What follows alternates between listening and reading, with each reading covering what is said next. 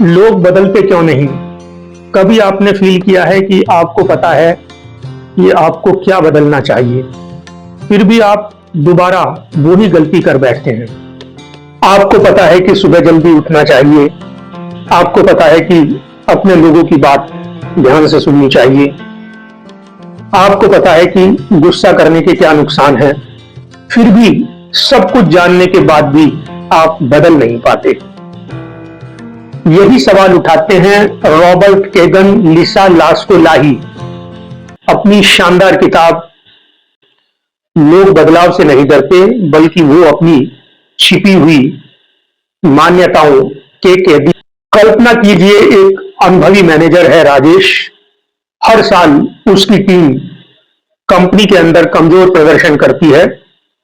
Company ने राजेश को coaching दी और उसको बताया गया कि अपने टीम के मेंबर्स को डिसीजन लेने दो। राजेश, तुम्हें उन पर भरोसा करना होगा।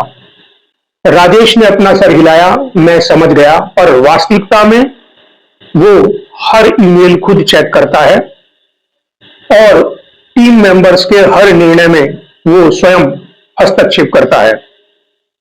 क्यों? जब उसको अपने दिल में अगर मेरी टीम गलती करेगी तो लोग बोलेंगे कि राजेश एक कमजोर लीडर है।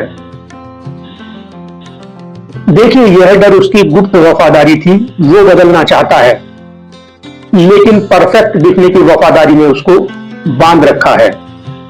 सेकंड मोस्ट इंपॉर्टेंट थिंग्स, बदलाव की सतह नहीं, हम सबके भीतर कोई ना कोई ऐसा इंटरनल कमिटमेंट छिपा रहता है जो कि हमको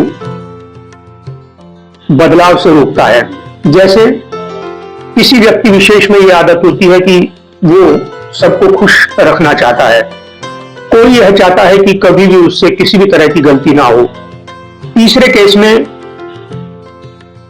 किसी की यह आदत है कि वो अपना कंट्रोल अपनी टीम मेंबर्स पर छोड़ना नहीं चाहता। हम सोचते हैं कि मैं बदल नहीं पा रहा हूं, परंतु वास्तविकता यह है कि हम अपने अंदर दो दुनिया में बटे हुए हैं। एक दुनिया यह कहती है कि मुझे आगे बढ़ना है, तरक्की करनी है, और दूसरी दुनिया यह कहती है कि मुझे सुरक्षित रहना है।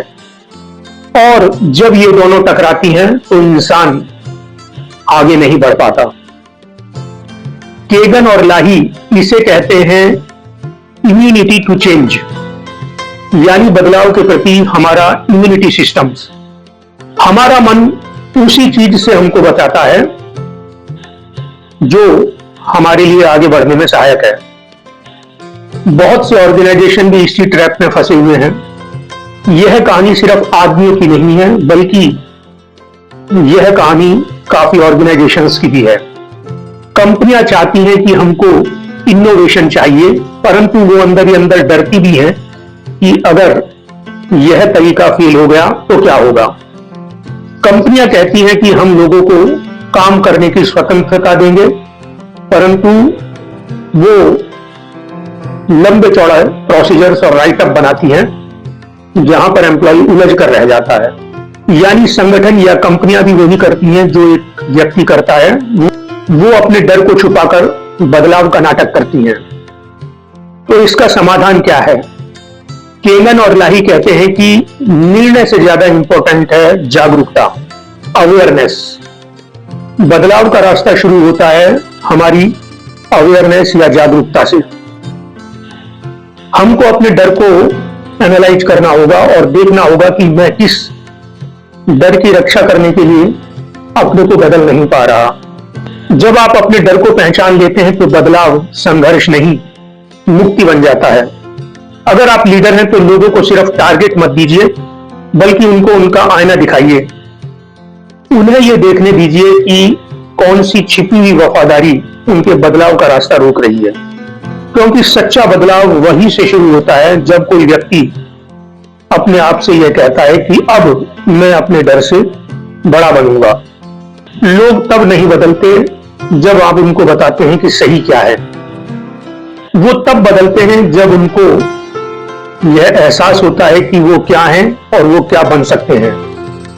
याद रखिए, बदलाव दिशा से नहीं, आत्म खोज से शुरू होता है। Thank you very much.